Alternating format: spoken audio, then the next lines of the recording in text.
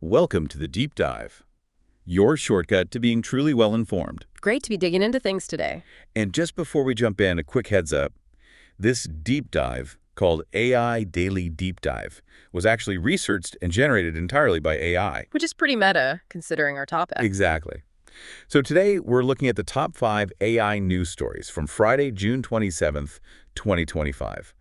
We've got some really interesting sources here. Yeah, our job is to pull out the key bits for you. Right, giving you that essential overview of how AI is, well, fundamentally changing things.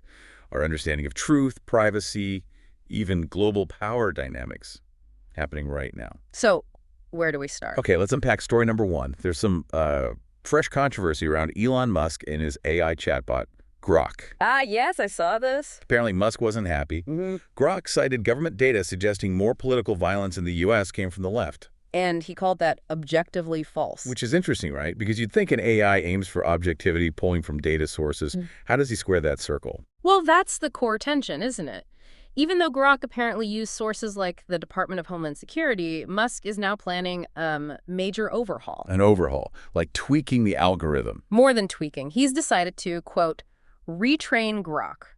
The goal for Grok 4 is apparently to rewrite the entire corpus of human knowledge. Wow.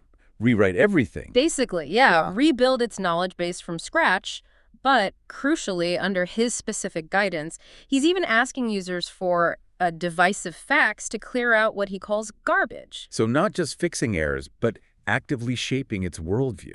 Precisely, and this really highlights that fundamental challenge of bias in AI, especially when one very powerful person gets to define truth for potentially millions of users. It could create a massive digital echo chamber. And experts are definitely weighing in on that. David Evan Harris from UC Berkeley, Cohere co-founder Nick Frost. Right, they're suggesting Grok is essentially being molded in Musk's image. Becoming more of a reflection of him than a neutral tool. It really asks that question.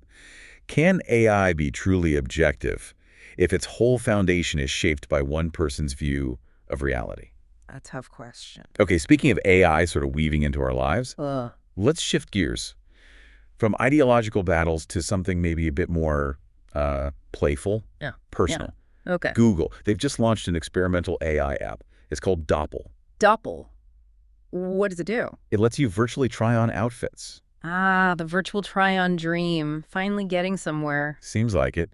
You upload a full-body photo of yourself. Then you grab images of outfits you like from online shops, Pinterest, maybe even a photo someone sent you. Got it. And then Doppl uses AI to generate realistic images, sometimes even animated videos, of you wearing those clothes. So it's not just sticking the clothes on the photo, it's actually generating a new image of you in them. Exactly. It's supposed to look pretty convincing. That is a leap. Huge potential for social media, obviously, and online shopping. No more guessing if that style actually works on you. For sure. But I guess there must be some catches, especially given the data involved. Absolutely. Google's clear it's experimental, so, the accuracy might not be perfect yet. Don't base major life decisions on it. Right. But the bigger picture here is this shift towards hyper-personalized AI-generated content for shopping. And it really makes you think about the sheer volume of personal biometric data, like detailed photos of ourselves, that we're now feeding these systems. Yeah, the privacy angle is definitely there. Sure. And while we're on big tech and global stuff, there's some significant regulatory heat coming out of Europe. Oh, what's happening? Germany's data protection commissioner, they've formally asked Apple and Google to review a Chinese AI app called DeepSeek. Review it how? Review it and potentially remove it from their app stores entirely. Okay, why? What's the issue with DeepSeek? The allegation is that it's unlawfully transferring German user data back to China. Ah, so that would clash with GDPR? Directly. The EU's General Data Protection Regulation is really strict about data transfers outside the EU, especially where government access is broad, like in China. So German user data might be accessible to the Chinese government in ways the EU doesn't allow. That's the concern. And it's not just Germany acting alone. Apparently, Italy and Ireland's regulators have taken similar steps. Sounds like it could snowball into an EU-wide thing, maybe even a ban. It definitely hints that way. And it really throws a spotlight on that ongoing geopolitical competition in AI. It's not just about the tech, it's about data, privacy standards, control. Absolutely. Data is the new oil, as they say, and AI runs on it. Okay, let's shift again, this time to something a bit more philosophical. All right. There's an interesting piece by John Nosta looking at how AI impacts our fundamental understanding of knowledge itself. He calls it the epistemology of the synthetic mind. Epistemology is the theory of knowledge. So how AI changes how we know things. Exactly. Nosta's argument is basically this. AI systems, like these large language models or LLMs we hear so much about, they can produce incredibly coherent, fluent language. Sounds smart, right? Yeah, they can write essays, poems, code, often very convincingly. But Nosta says they do this without any real understanding or reasoning behind it. They're just incredibly good at predicting the next word. So they prioritize making sense, sounding plausible, what he calls coherence over truth. Right. And they leverage fluency as credibility. Because it sounds good, we tend to believe it. Which leads to what he calls an epistemological drift. A drift, meaning? Meaning we slowly, maybe unconsciously, start accepting this polished, fluent output as genuine knowledge or thought, even when there's no actual understanding underpinning it. We mistake the style for substance. So AI outputs are like a simulacrum of thought, an imitation that looks real but isn't. Precisely. It's based on statistical patterns, not conscious belief or reasoning. And Noose is basically making a call to arms then, to defend authentic human thought, the kind that deals with ambiguity, with friction, with genuine understanding, not just smooth prediction. Yeah, a reminder not to get fooled by the fluency. Okay, fascinating stuff. Finally, let's bring it back down to earth, to something very practical. Energy. Ah, the power problem. AI is thirsty. Incredibly thirsty. There's this massive surging demand for electricity being driven by AI development and deployment.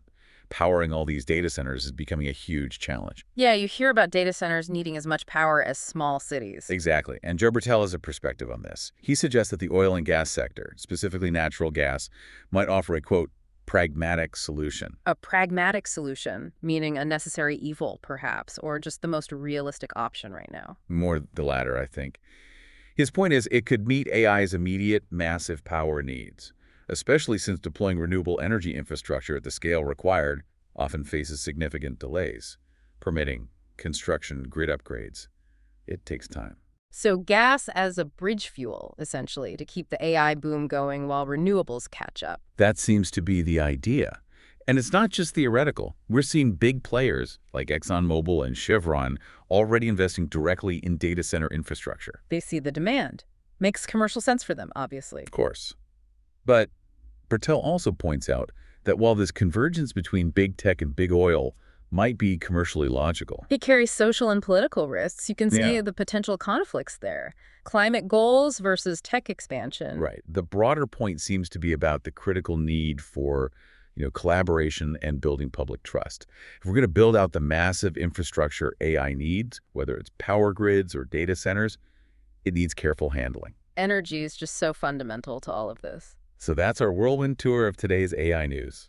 Quite a journey, wasn't it? Definitely. We went from Elon Musk's definition of truth for Grok, To trying on virtual outfits with Doppl. then jumped to global data privacy fights involving Germany and China, Pause to think about what knowing even means with AI. and ended up talking about natural gas powering data centers. It really touches everything. It absolutely does. As AI evolves so rapidly, it just keeps reshaping our understanding of, well, truth, privacy, knowledge, even our basic infrastructure. It's happening fast. Which really leaves us with a crucial question for you listening.